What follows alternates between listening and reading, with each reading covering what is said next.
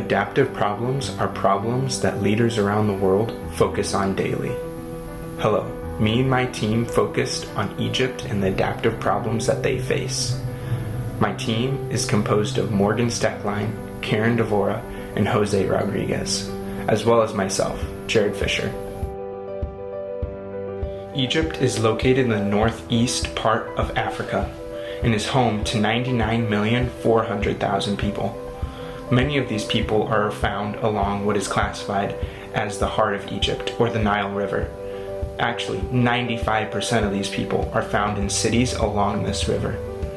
This poses a big issue to Egypt because they are not able to utilize much of their other land that is located in their country.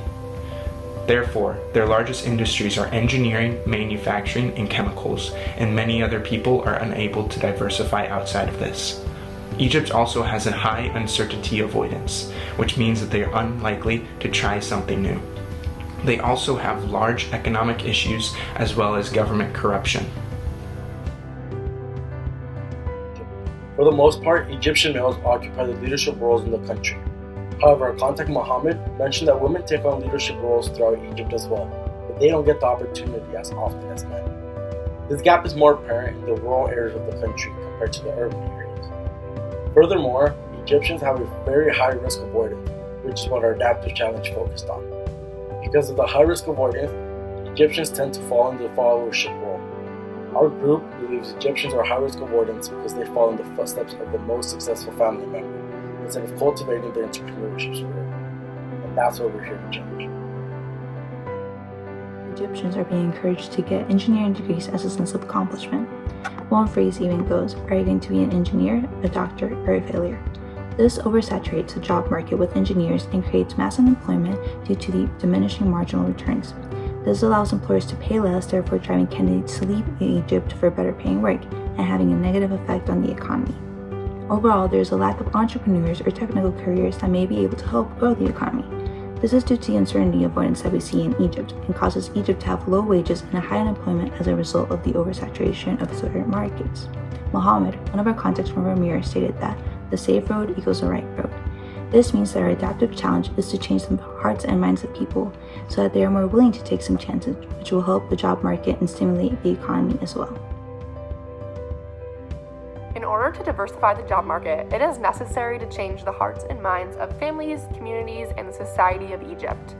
Knowing Egyptians are being told by their parents to go to college to be engineers or just follow the footsteps of the most successful person in their family, it can be difficult to convince them of something else. It is important to be intentional about how we go about implementing a solution in order to do so in a culturally competent way. One thing that we want to take into high consideration is the Egyptian culture's high risk avoidance. In order to encourage people to pursue other job opportunities, one idea is to task companies or colleges, such as technical colleges, with community outreach projects at younger age levels, such as middle schools or high schools. This can involve keynotes about non-engineering jobs, starting clubs or programs, learning more about technical schools, or just hearing from someone who ended up successful outside of engineering and knowing their story. Creating influence outside of the family could open up their eyes to other opportunities and see that even if someone in their family wasn't successful in a career path, they still could be. Due to the high risk avoidance, one thing that would be important to consider is focusing on the things that could be promised in these other industries, such as average salaries and job availability. One of the main areas where more people are needed in the job market is in technical positions such as manufacturing.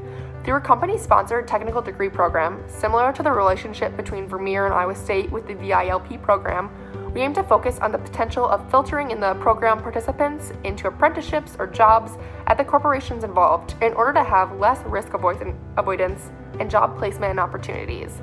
Through this program, the participants could get paired with a mentor at the company to learn more about the pros and cons of various technical degree programs. In order to get people involved in these programs in the first place, we would ideally have companies with already established brand equity involved to lessen the judgment and stigmas around these professions. Although being a technician, such as a welder, might not have status, it could be possible that when tied to one of the 100 most powerful companies from Egypt, such as El Sweedy Electric Company or Vodafone Egypt, it would raise the status of the job. A solution that is now being implemented to treat this issue is that those who study engineering in Egypt are now seeking jobs abroad, like Mohammed. He now works for Amir in their Netherlands office.